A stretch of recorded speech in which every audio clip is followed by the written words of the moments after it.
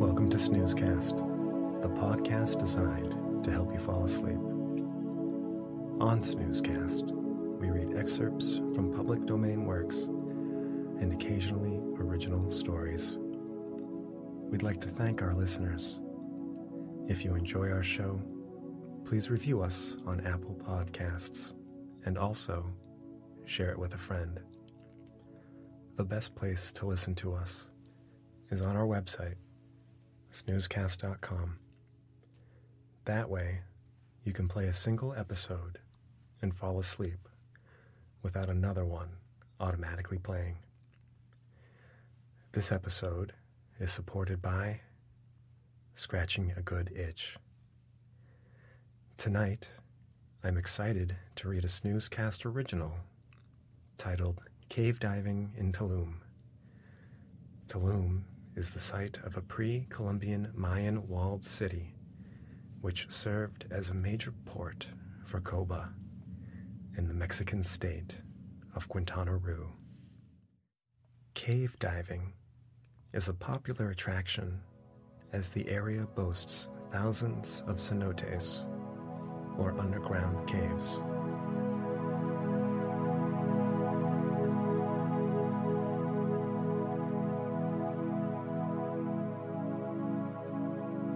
Let's get cozy. Close your eyes. Relax your body into the softness of your bed.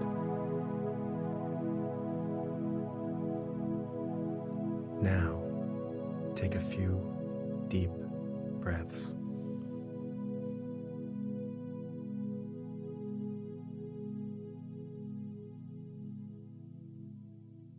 The captain announces the plane will be touching down in Cancun soon. Outside the window is a clear view of the coastline of the Yucatan Peninsula and the serene turquoise waters of the Caribbean. These relatively shallow waters make it easier for sunlight to reflect off the sea floor, giving them an exceptionally clear and light blue appearance. Hugged tightly against the coast are signs of civilization. The tourist zone of Cancun, also known as Zona Hotelera, is actually stretched across a narrow island, Isla Cancun, shaped like the number 7, is a 15-mile long and quarter-mile wide sandbar packed with skyscraper hotels, sprawling resorts, and abundant white sand beaches. Where the 2 points of the 7 meet is also known as the Party Zone and is home to many of the city's discotheques. Separating the main tourist area from El Centro, or downtown Cancun, is Laguna Nichupte, a 7,500-acre nature reserve of fantastic diversity. The reserve houses 4 species of mangrove: buttonwood, red, black, and white. Mangroves in the reserve average about 30 feet and help mitigate hurricane damage. Wind and swell waves are rapidly reduced as they pass through the dense tangle of these salt-tolerant trees. The reserve is also home to 7 beautiful lagoons, leopard frogs, white turtles, blue crabs, crocodiles, and over 160 different types of birds. Cancun International Airport is located about 19 miles south of downtown Cancun and is Latin America's 4th and Mexico's 2nd busiest airport after Mexico City International Airport.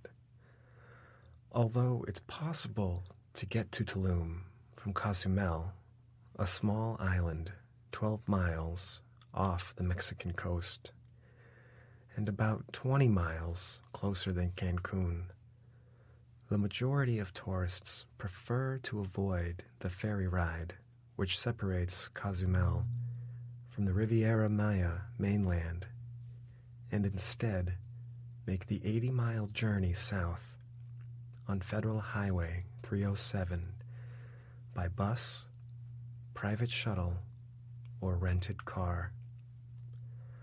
Highway 307 runs along the coast of the Riviera Maya and passes through the port town of Puerto Morelos, the resort town of Playa del Carmen, and many large-scale, all-inclusive resorts. This 2-hour drive through much of the eastern side of the state of Quintana Roo passes quickly. The original inhabitants of Tulum called their city Zama, which in Yucatec Maya means dawn or city of dawn, an appropriate name for this pre-Columbian port city built on the seashore facing the Atlantic.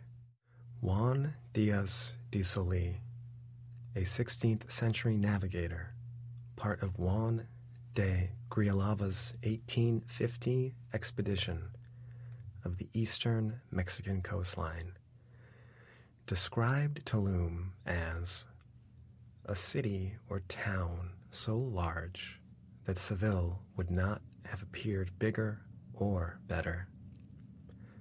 Tulum itself means wall, and it seems to be the name given to the site by English explorer Frederick Catherwood and American explorer John Lloyd Stevens during their travels throughout Middle America, outlined in their famous book, Incidents of Travel in Yucatan.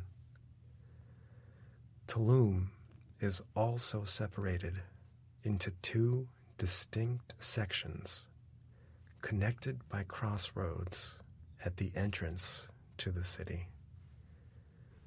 Continuing on 307 would bring you through Tulum city center and eventually towards Moyil, one of the earliest and longest inhabited ancient Maya sites. Moyil has artifacts that date back to as early as 350 BC. Taking a left at the crossroads will bring you directly to the coast in Tulum's own hotel zone, a much more intimate and secluded grouping of over 70 boutique hotels. Some of these lodgings are rustic, consisting of hammocks or cabanas built in the traditional Maya style with thatched palm roofs. Electricity is either non-existent or generated on site. Other resorts on this stretch offer more modern accommodations. Maria del Mar is the latter, understated, eco-chic, and on its own private beach. Maria del Mar provides a tranquil escape that features both jungle and ocean views. The breezy rooms are decorated in neutral color palettes with natural wood furniture in a classic beachy style. The hotel is passionate about environmental protection and is careful to use mostly biodegradable, organic, and ethically sourced products. Most produce is sourced from local Yucatan and Quintana Roo cooperatives, and the hotel works with the Art of Conservation organization, which engages communities in environmental issues through art and education. There are many things to do in Tulum. Some popular options include snorkeling, kite surfing, and visiting the Tulum ruins. The Tulum ruins, also known as the Tulum Archaeological Site, is only a 3-mile bike ride from the hotel zone, and a shrewd tourist can probably negotiate a bike rental for about $10 a day. The ride up to the ruins is a straight shot north along the coast on Quintana Roo's RT-15. The road is surrounded on both sides by dense jungle vegetation. The site itself is best explored in the AM hours before the crowds get too heavy. The principal structures of the Tulum ruins are City Square and the Temple of the Descending God. City Square, also known as El Castillo, and sometimes referred to as the Lighthouse, is the tallest and most famous building of the ruins. It stands forefront on the bluff, commanding a view of the ocean and coast for miles. Next, the Temple of the Descending God is an intricately designed structure which is illuminated brightly by the setting sun every April 6th, which just so happens to be the birthday of the Descending God, so named because he is always depicted with his feet in the air. The temple is also carefully aligned with the planet Venus. Slightly less popular than visiting the ruins, perhaps, but still a major attraction in the area is cave diving or cenote diving. A cenote is a natural pit or sinkhole resulting from the collapse of limestone bedrock that exposes a groundwater underneath. The term derives from a word used by the lowland Yucatec Maya Sonat to refer to any location accessible by groundwater. Cenotes are common geological forms in low latitude regions, particularly on islands, coastlines, and are especially associated with the Yucatan. In fact, the Yucatan Peninsula is home to over 30,000 cenotes, and there's no shortage of trained guides in the area willing to take you on an awe-inspiring journey through these underwater caverns. Just outside Maria del Mar is one such guide. He offers private tours and boasts the knowledge of cenotes off the beaten path and inaccessible to other tourists. It sounds a bit like a line, but an eagerness to be eyewitness to these spectacular formations moves the needle. His bright red Jeep Cherokee is filled with gear, and he provides a detailed overview of what one can expect. He's a good conversationalist, providing an autobiography as well as a brief history of Tulum as he drives outside of Tulum proper and deeper into the Yucatan jungle. There's no service, no GPS, and he's not following any map. After some twists and turns, he turns off of the minor highway and on to some back roads with no markings. The necessity of the four-wheel drive vehicle becomes abundantly clear. A mile or so into the jungle and away from the main road, a man is sitting by a wooden gate that's closed. The man approaches the vehicle, and your guide speaks a handful of sentences to him in Spanish.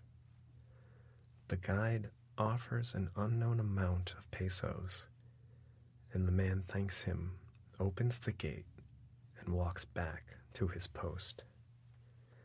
The guide explains to you that the land you are on currently is still technically owned by a group of farmers who have passed down the land generation to generation for years, even though developers have been trying to purchase it for some time now. The farmers make deals with local guides to let a small amount of divers in each day to keep some of the lesser-known cenotes well preserved. It's a 25-minute ride from the gate to the destination. It's slow traveling through the jungle on a single-lane dirt and mud road with many steep inclines. The Jeep is only averaging about 7 miles per hour. The guide stops the Jeep. It's time to get out, suit up. He explains this dive won't require scuba gear, but you will be snorkeling. Gear is assembled and equipped, and you approach the entrance.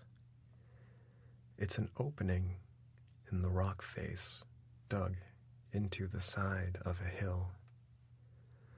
Leading down into the cavern is a well-worn set of stairs, still wet from whoever last came up. Heading down into the cavern, you can see the cenote's monumental ceiling is partly lit by some guide lights. Natural light is extremely hard to come by in cave cenotes. The stairs end at a small ledge, so to go down further and reach the water, you need to descend a ladder. Your guide turns on your headlamps. You reach the water. Slightly cooler than you expected, but with the wetsuit on, that shouldn't be an issue. He asks if you're ready to dive before tying what looks to be a yellow fishing line around one of the rocks. This main entrance is outstanding, but to get deeper into the cave, you'll have to dip under the water. He explains he'll be diving under now and tying the yellow line a couple feet away in the next small cavern. You'll only have to hold your breath for a couple of moments and follow the line under the water into the next cavern. He goes first, and you feel a tug on the line, so you dive next. When you emerge on the other side, you find yourself in a narrow passageway, only illuminated by the headlamps you're both wearing. It's an eerie sight at first, but one that is completely jaw-dropping. There's only a 6-inch clearance between the top of your head and the stalactites hanging down. You dip your head below the water carefully, looking for signs of life as your flashlight scatters its rays into the depths. Resurfacing, you make your way deeper along the passageway, and your guide motions to you to come over into a small cavern dipping below another overhang. This cavern is cozy, but it has enough space for the guide to hop up onto a smooth embankment. This is very special mud, he says. You hop up on the ledge next to him, your legs hanging into the water. Take this mud, he says, and rub it on your face. You take it and do so without thinking. The mud is cool to the touch. The mud seems ancient and perpetual. You rub it into your pores deep within this cave in the Yucatan jungle and close your eyes. Let's go.